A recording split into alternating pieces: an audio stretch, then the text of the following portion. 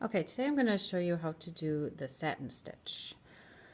I have my yarn picked out, and the first thing I need to do is to thread the needle and tie a knot. So once I find an end, remember you fold the yarn or the embroidery floss over your needle, and then you pinch it, and then you pull the needle out, keeping it pinched tight.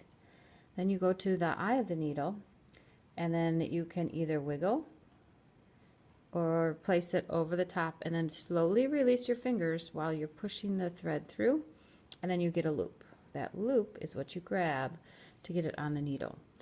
Now you want to pull it so you have a tail, and this one I'm going to make a little bit longer because I have a longer piece of yarn. Now I get to the other end and I tie my knot. So again, I wrap this yarn or the string embroidery floss around my finger to create an X.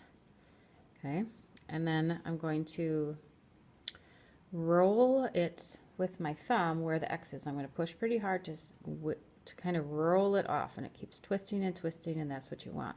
Then you take your next finger on top of all that twisted stuff and you squish it down, and that will make a substantial knot that will keep your thread from coming out. Okay, now because I have a pretty long string, I'm going to pull this so that I only have a little bit of a tail left, and then I'm ready to begin. So when you do a satin stitch, you have your shapes made. You can see, hopefully, that I have these kind of scallops. I'm going to fill in this whole space, and I'm going to start down here. As always, you start on the back, and I'm going to poke through on one edge, and I pull my needle through. And because this is a long string, it might tangle. And then I go to the top of that shape, or the other side of that shape, and I pull through. Now I'm going to do my next stitch just to the left of where I was before.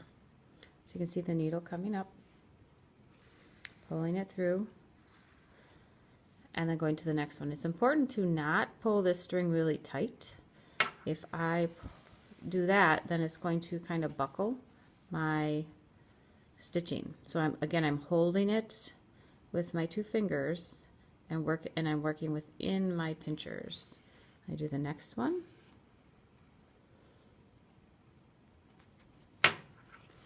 and I just continue until I finish this shape. The closer you stitch, the less likely you will see. Now here I have this little part coming out, so I looked at the back and it is my knot, so I'm just going to pull that knot out so it's on the back side and not showing through on the front. I just continue until I fill in this shape. Now my shape is a little bit small, but I have lots of them, so I'm going to finish this one, and I'm going to show you how you can very easily move to the next shape. And I'll do one more stitch to finish this up.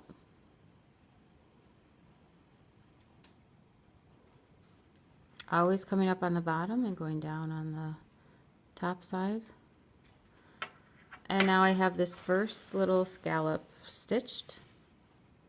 Then I'm going to move on to the next one. Now that my thread is on the back, I can just scoot up to the next one. So I'm going to come up.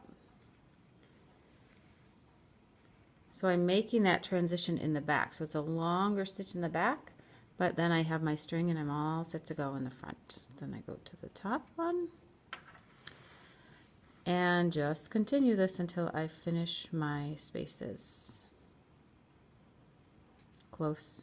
The stitches are like the lines we use when we color with markers. You're kind of drawing or stitching in lines with this thread to fill in these spaces.